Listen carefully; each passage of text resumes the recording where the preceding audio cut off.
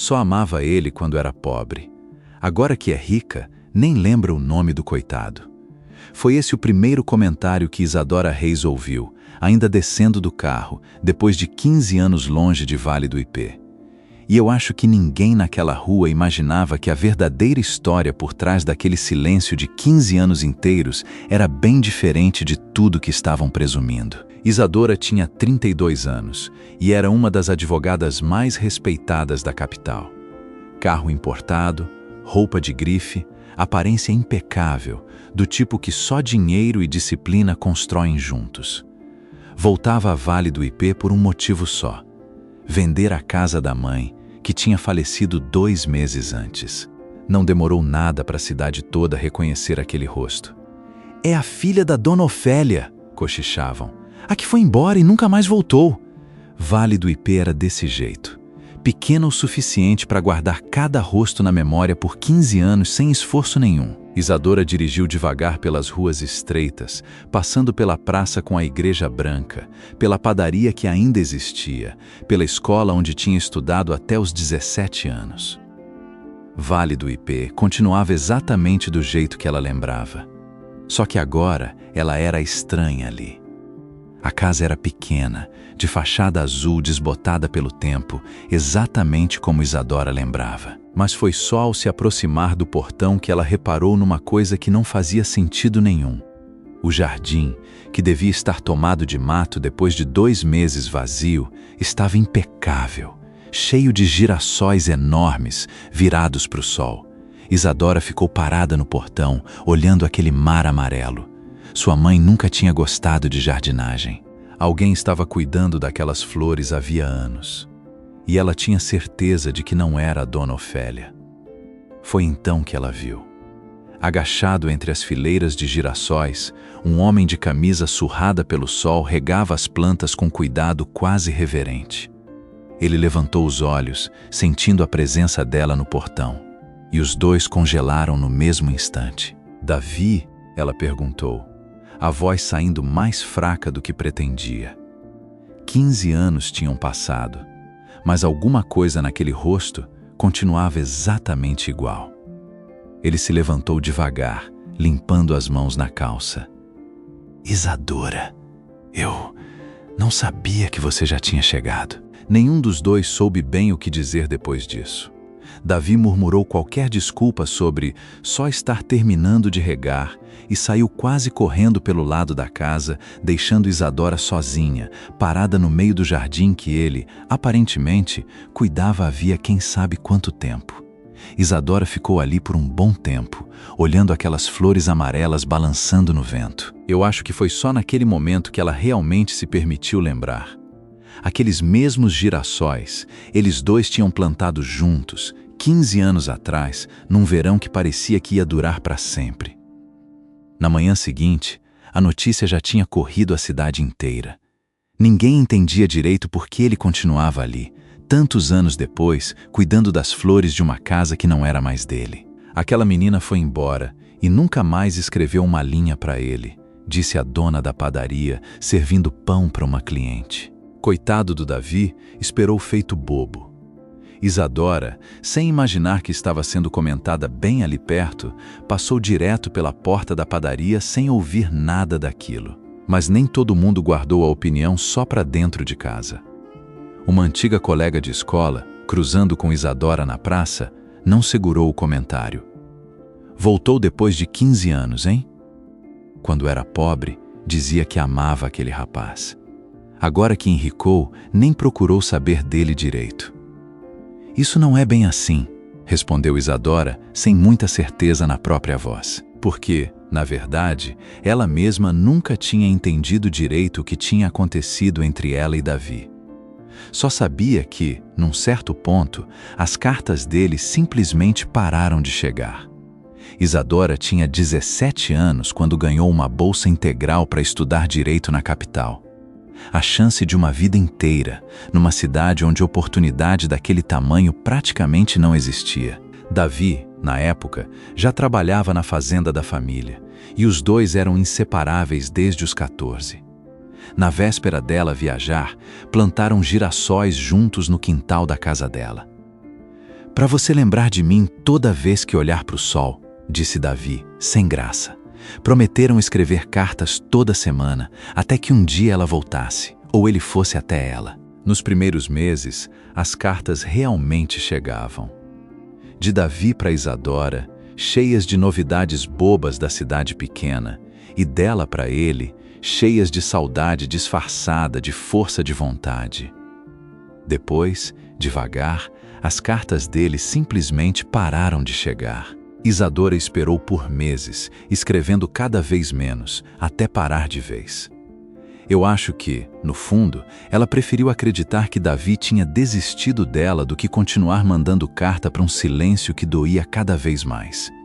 E por falar em cidade, me conta aqui embaixo, de qual cidade você está assistindo esse vídeo? Fico sempre curioso para ver o quanto essas histórias viajam longe, do mesmo jeito que a Isadora viajou para tão longe de Vale do Ipê.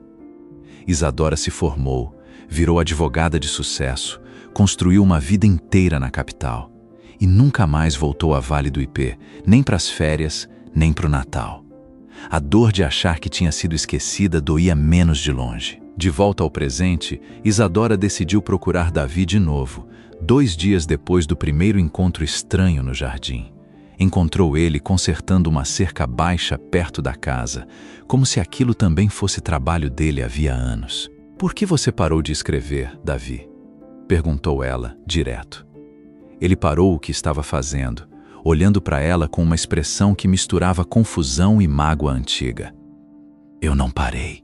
Foi você que nunca respondeu depois de um certo ponto." Os dois se entreolharam, sem entender nada. Cada um jurava ter continuado escrevendo. Cada um jurava que foi o outro quem parou primeiro. Alguma coisa ali não fazia sentido nenhum. E eu acho que foi exatamente nesse momento que os dois perceberam que talvez a história inteira que tinham vivido, sozinhos, por 15 anos, estivesse errada. Você já teve uma situação dessas, onde 2 pessoas juram versões completamente diferentes da mesma história? Deixa aqui embaixo o que você acha que pode ter acontecido, porque a resposta ainda está bem escondida. Enquanto tentava entender aquele mistério, Isadora também precisava resolver um problema mais urgente. Uma construtora da capital, a mesma cidade onde ela vivia, tinha feito uma oferta considerável pela casa e o terreno vizinho, interessada em erguer ali um pequeno empreendimento. Para agilizar a venda, Isadora foi até o cartório da cidade conferir a documentação da casa. Foi lá que o funcionário, folheando os papéis, comentou algo que a deixou paralisada. "A senhora sabe que não é a única proprietária, né? Tem um nome a mais nessa escritura." Isadora olhou para o documento sem acreditar no que via. Ao lado do nome da própria mãe, constava um segundo nome, adicionado havia quase 12 anos, Davi Correia. Isadora foi direto atrás de Davi, o documento ainda na mão, sem conseguir entender como o nome dele tinha parado ali. "Por que seu nome está na escritura da casa da minha mãe?" Davi respirou fundo, olhando para o chão antes de responder. 12 anos atrás, sua mãe quase perdeu essa casa. Uma dívida antiga, um leilão marcado. A prefeitura ia derrubar o quarteirão inteiro para um projeto novo, e sua mãe não tinha como pagar a dívida a tempo. "Eu paguei a dívida inteira, sozinho", continuou ele. "Coloquei meu nome na escritura só porque o banco exigia um responsável formal.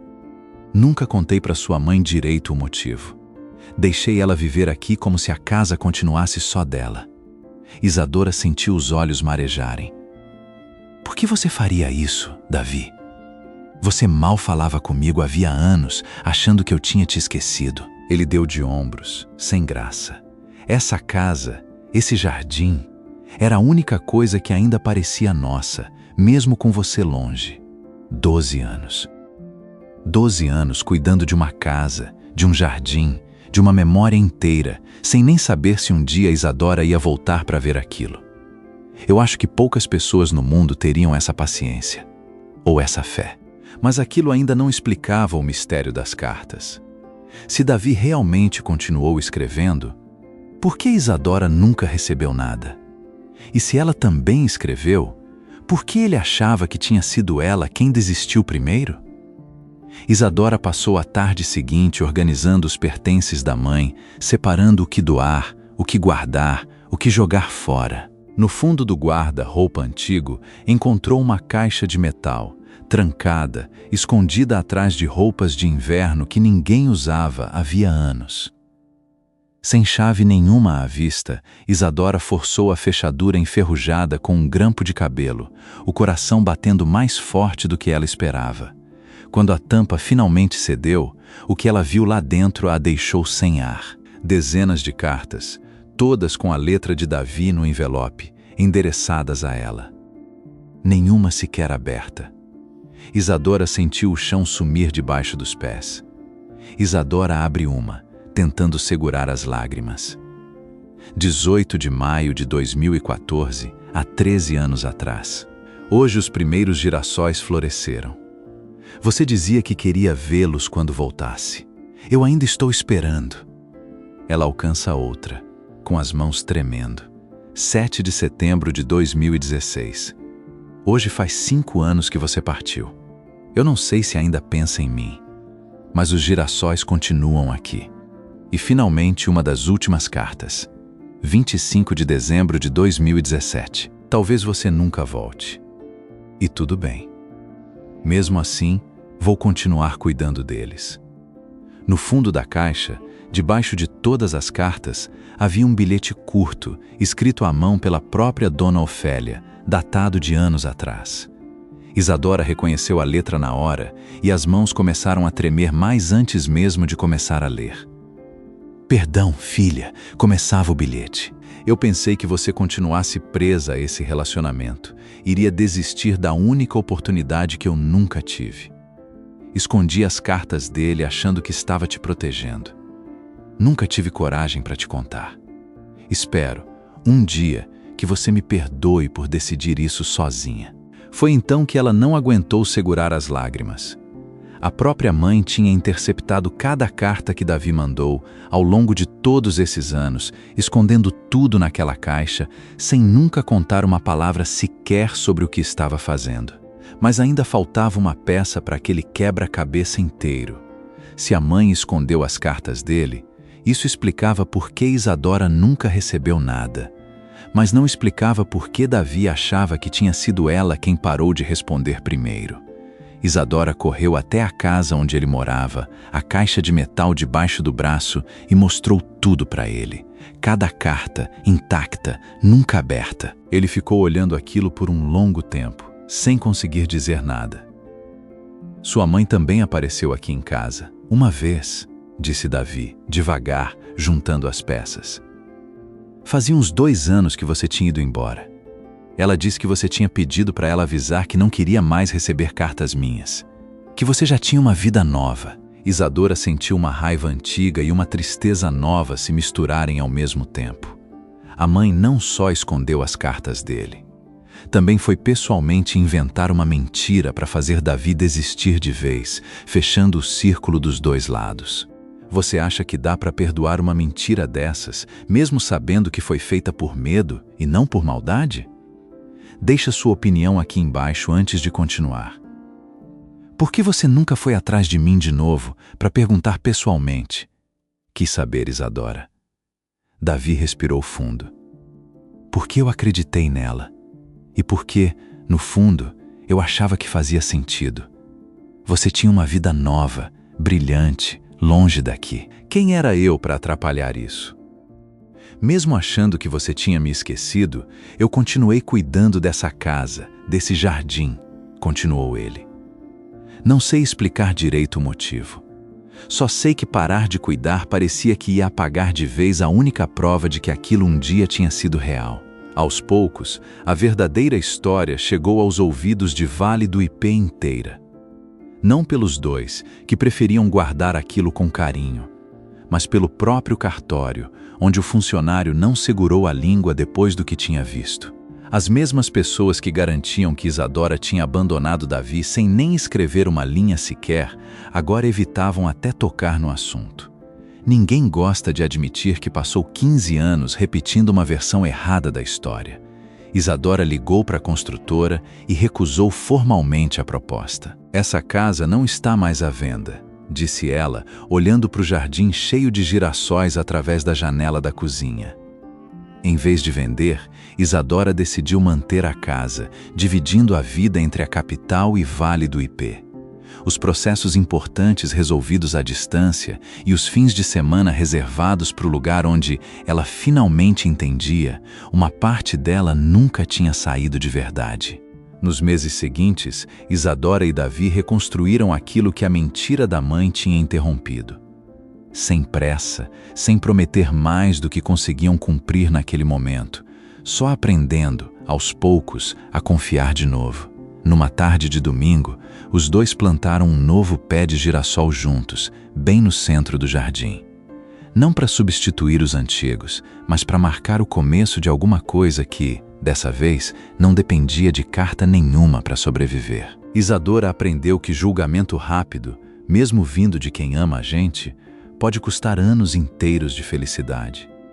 E que às vezes a verdade demora tanto para aparecer que a gente já nem lembra mais o formato exato da dúvida que carregava.